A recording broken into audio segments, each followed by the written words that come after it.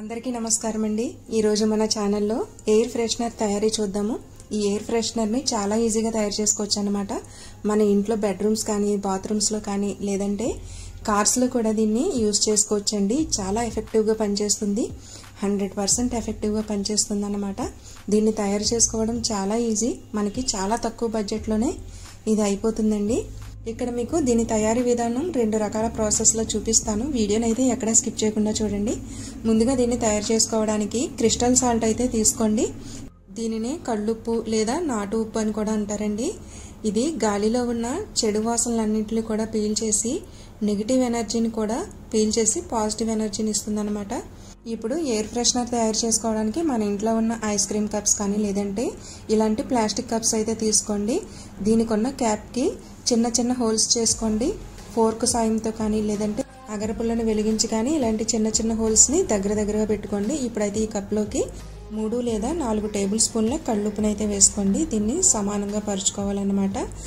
ఇక్కడ నేను first process చెప్తున్నానండి। ఈ ఫస్ట్ ప్రాసెస్ లో ఇక్కడ నేను పర్ఫ్యూమ్ యూస్ చేస్తున్నాను అన్నమాట।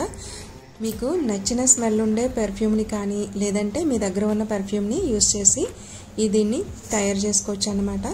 ఇప్పుడైతే ఇలా లేయర్ గా వేసిన క్రిస్టల్ సాల్ట్ పైన ఈ పర్ఫ్యూమ్ ని స్ప్రే చేయాలండి।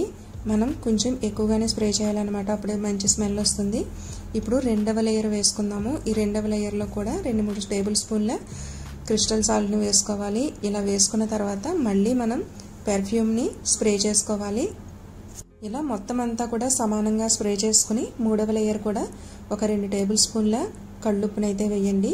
ఇప్పుడు మన దగ్గర ముద్ద హారతి కర్పూరం ఉంటుంది కదా, ఇది బయట షాప్స్ లో ఎక్కడైనా కూడా దొరుకుతుందండి।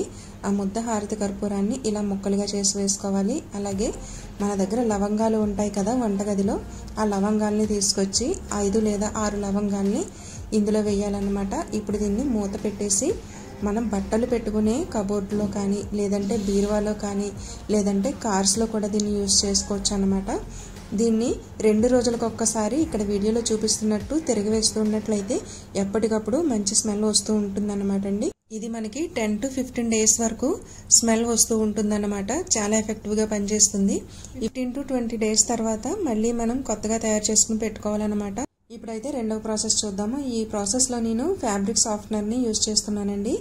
మీ దగ్గర మీకు నచ్చిన స్మెల్ ఉండే ఫ్యాబ్రిక్ సాఫ్ట్నర్ని తీసుకోండి। కంఫర్ట్ కానీ ఇలాంటి సాఫ్ట్ టచ్ కానీ తీసుకోండి। అలాగే పేపర్ కప్స్ ఉంటే పేపర్ కప్స్ తీసుకోండి, లేదంటే ప్లాస్టిక్ కప్స్నైనా తీసుకోవచ్చు అన్నమాట।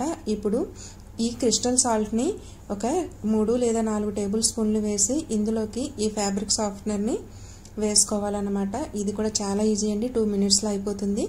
సో ఇలా వేసుకున్న తర్వాత మరొక లేయర్ క్రిస్టల్ సాల్ట్ని అయితే వేసుకోండి।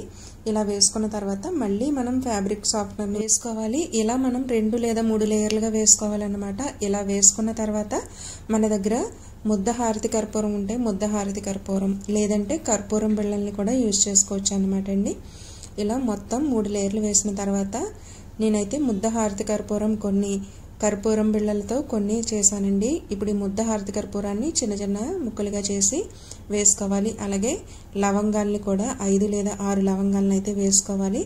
ఇలా వేసుకున్న వాటిని మనం బాత్రూమ్స్లో కానీ రూమ్స్, కిచెన్, హాల్ ఎక్కడైనా కూడా మూలన పెట్టండి। చాలా ఎఫెక్టివ్గా పనిచేస్తుందండి। చాలా మంచి ఎయిర్ ఫ్రెషనర్గా ఉపయోగపడుతుంది అన్నమాట। ఇల్లు అంతా కూడా చాలా మంచి సువాసన వస్తుందండి। మనం ఫ్యాబ్రిక్ సాఫ్ట్నర్ వేసాం కదా, అదే సువాసన అంతా ఇల్లంతా కూడా ఉంటుంది। ఇది కూడా 10 to 15 డేస్ వరకు ఉంటుందండి। 2 రోజులకు ఒకసారి దీన్ని ఇలా కదుపుతూ ఉంటే మంచి స్మెల్ వస్తూ ఉంటుంది। చూసారు కదా friends, easy and effective room freshener అలాగే ఎయిర్ ఫ్రెషనర్ని। ఐ హోప్ మీకు ఈ వీడియో నచ్చిందని అనుకుంటున్నాను। నా వీడియో కనుక నచ్చినట్లయితే లైక్ చేయడం మాత్రం మర్చిపోవద్దు। మీ ఫ్రెండ్ అండ్ ఫ్యామిలీస్కి షేర్ చేయండి। మన ఛానల్ని తప్పకుండా సబ్స్క్రైబ్ చేయండి। పక్కనున్న బెల్ ఐకాన్ని యాక్టివేట్ చేయడం మాత్రం మర్చిపోవద్దు। Thank you for watching friends.